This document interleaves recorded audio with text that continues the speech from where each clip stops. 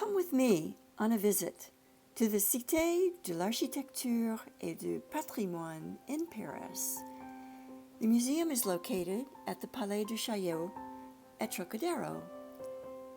The Museum of Architecture and Heritage provides a once-in-a-lifetime opportunity to view the statues that used to be on the spire of Notre-Dame de Paris.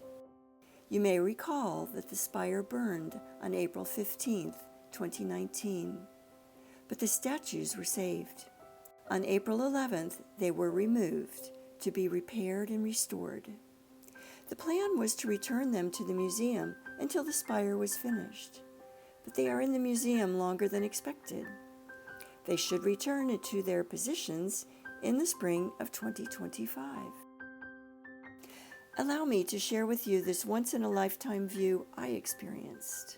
The sculptor designer of the 1850s statuary is Adolphe-Victor Geoffrey-Dechaume. He used medieval sculptures as models for the apostles. The sculptures are very tall, have elongated faces for better perspective when on the roof. Each statue weighs 150 kilo. The head alone weighs 75 kilo. What I liked best was the detail in the faces of the apostles and the symbolic figures of the evangelists.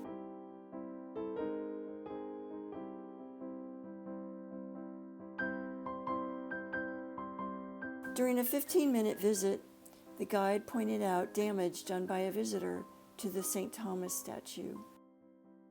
I kept taking pictures and videos. I couldn't believe I was actually in the same room with the sculptures. This exhibition is special. I hope you have enjoyed this special visit.